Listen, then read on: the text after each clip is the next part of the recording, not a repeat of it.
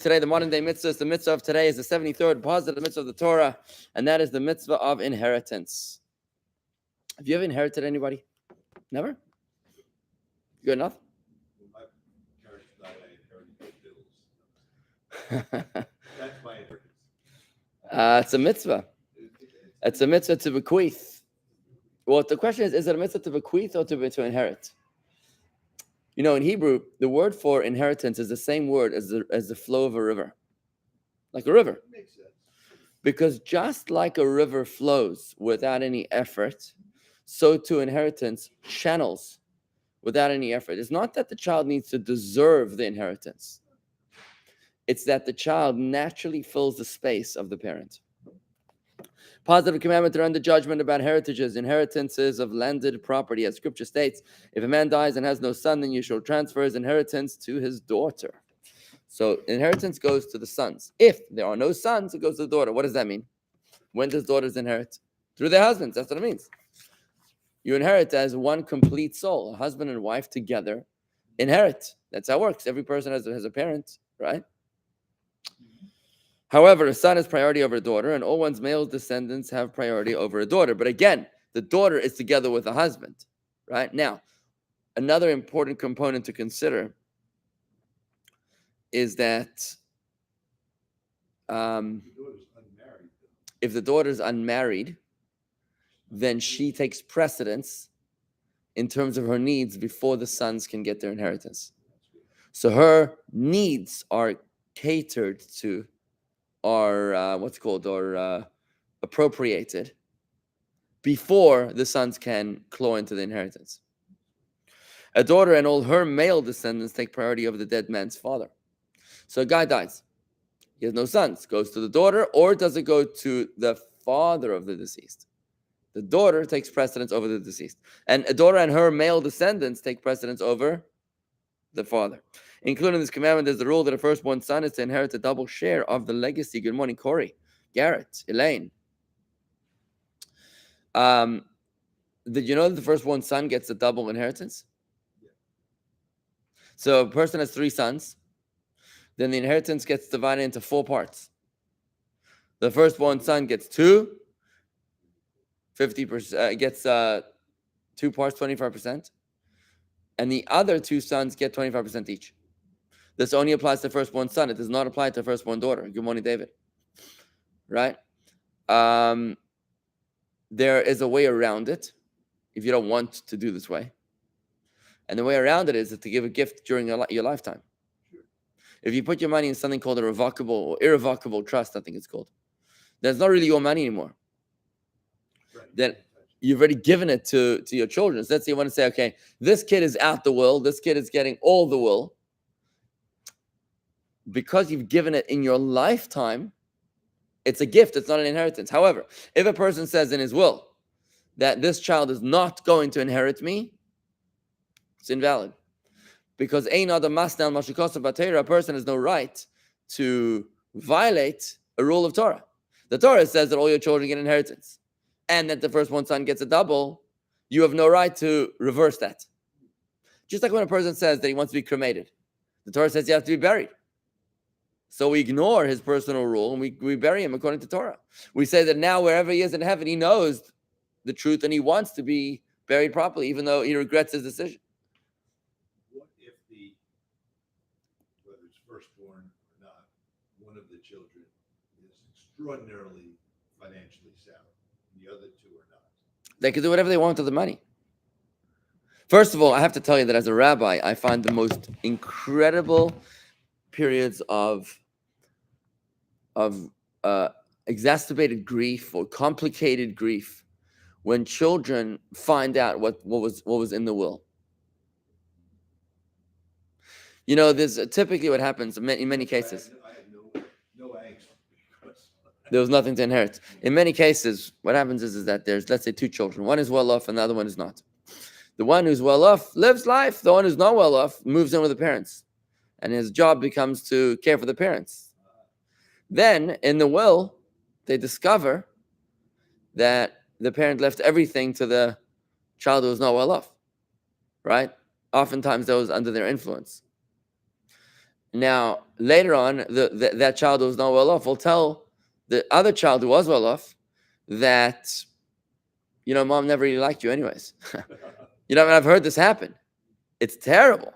It is terrible. I mean, who are you going to talk to now? Right? I highly encourage people not to mess with this law of Torah. Leave it to all your children equally. Follow the law of Torah. Let no person be upset about it, and then you know what? Every child that inherits, they can decide what they want to do with it. So if one child is particularly not well off, is particularly struggling, then all the other siblings can decide, you know what? We're going to pass it on to that sibling. But for a child to be cut out of the will of the parent is such a wound, you'll never recover from it. Okay. That's my advice. Including this commandment is the rule that a firstborn son is to inherit a double share of the legacy, and a husband inherits his wife's property by the law of the sages. So this is a rabbinical law that a man inherits his wife, taking precedence over all others in her legacy. So a woman dies, doesn't go to her children, goes to her husband. Now, if a man dies, does it go to the wife?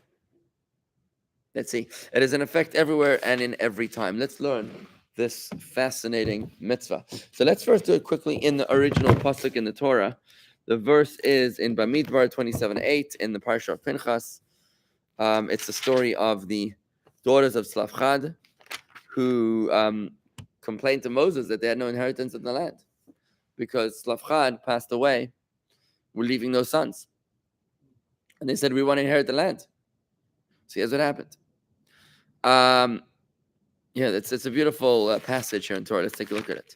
After hearing the laws concerning the division of the land, the daughters of Slav the son of Chefer, the son of Gilad, the son of Machir, the son of Menashe, of the families of Menashe, the son of Joseph, came forward. So we got the whole lineage here. These are descendants of Joseph. The 5 daughters came forward to argue to Moses that their father deserved a portion of the land, even though he had only daughters. The daughters' full lineage is given here in order to indicate that they were comparable to Joseph both in their righteousness and in their love of the land of Israel. How do we know that Joseph loved the land of Israel? Good morning, Miriam and Fran. How do we know that Joseph loved the land of Israel? Because he insisted on being buried there. And there was this whole to-do when they carried the tomb of Joseph. Right. Moses picked up the tomb of Joseph, carried it for 40 years, all the way through to the land of Israel, where he's buried till today in Shechem. The name of the city of Shechem has been bastardized to be called Naples today. Naples. Problem is that Arabs can't say the letter P, so they say B instead of P. So it's Nablus, also known as Nablus. Nablus.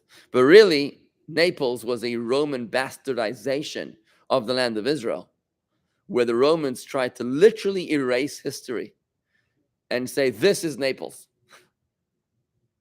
Right? When really it's Shechem, a biblical city. So, Corey says Nablus, yeah.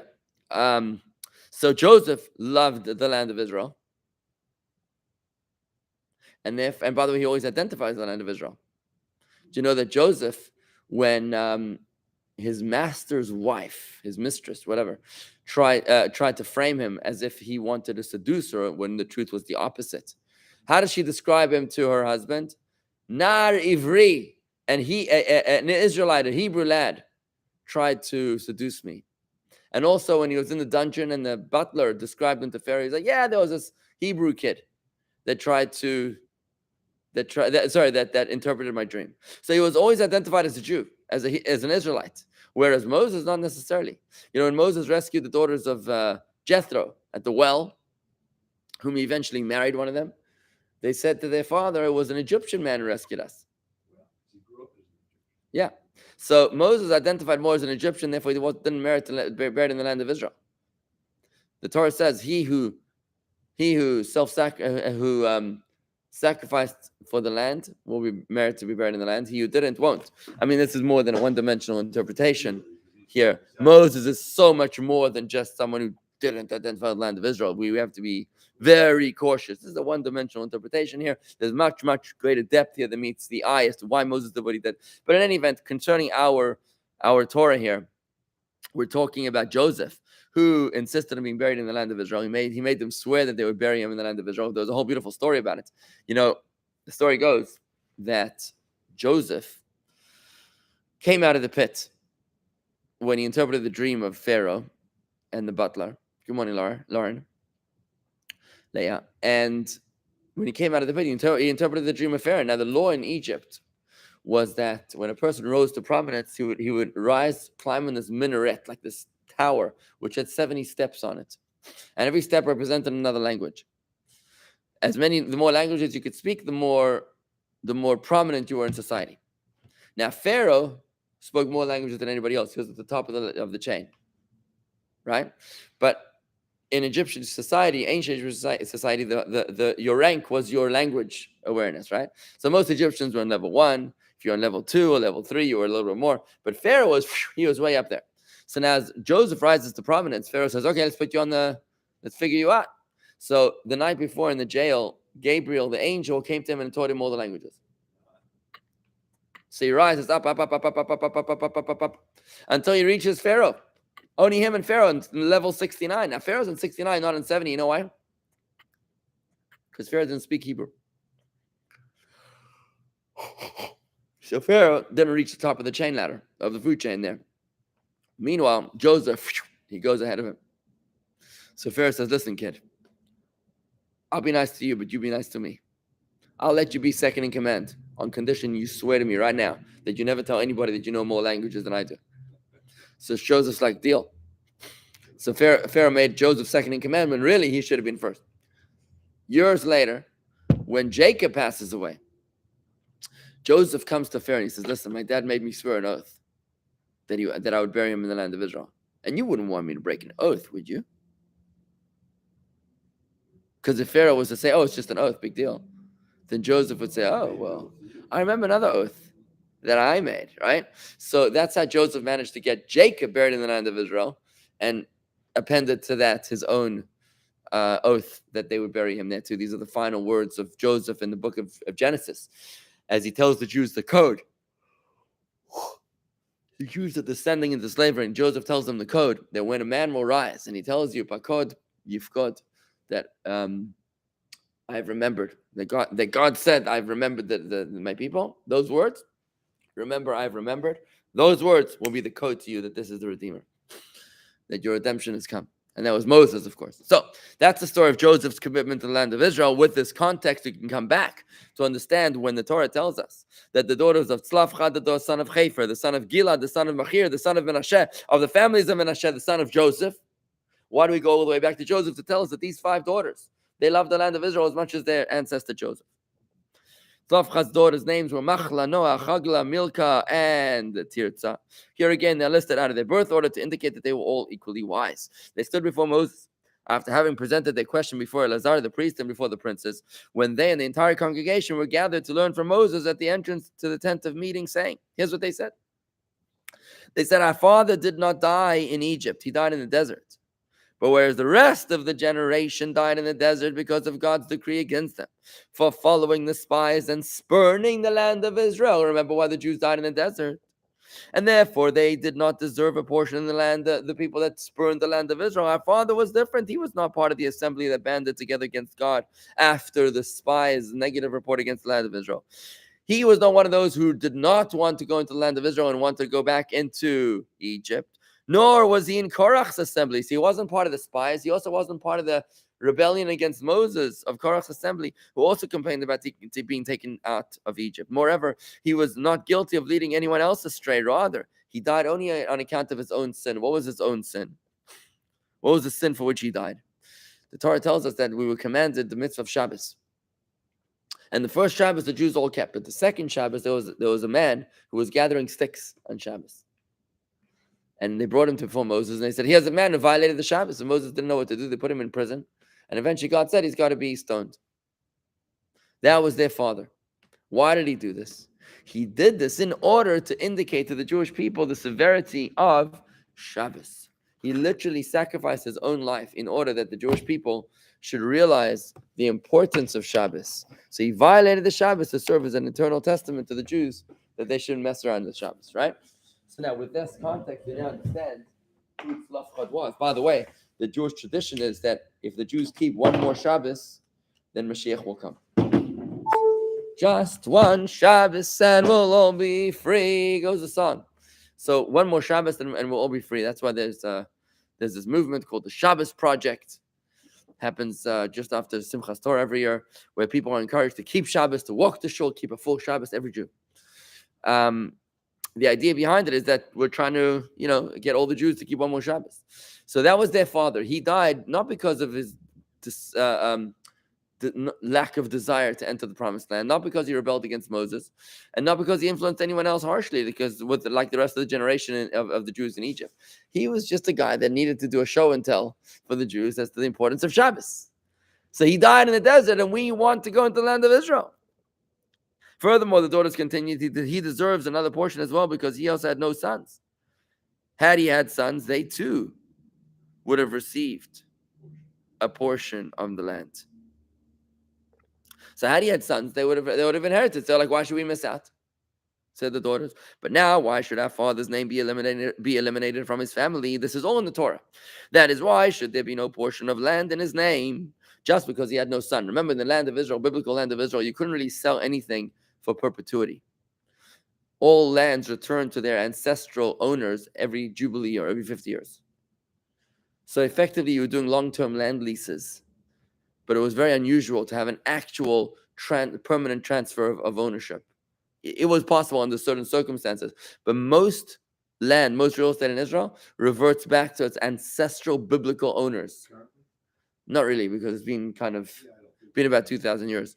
But essentially, that's how land acquisition goes. A person is never supposed to let go of their real estate.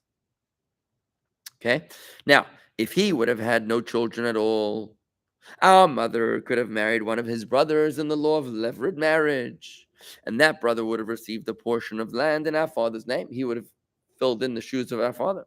But since we, as our father's children, disqualified our mother from this procedure, in other words, since our father did have children, girls, our mother no longer is able to marry his brother, right? The levirate marriage doesn't apply. We should be considered his children, even with regard to perpetuating his name by receiving a portion of the land. So just like we're considered his children to exempt our mother from levirate marriage, so too we should be considered his children to inherit.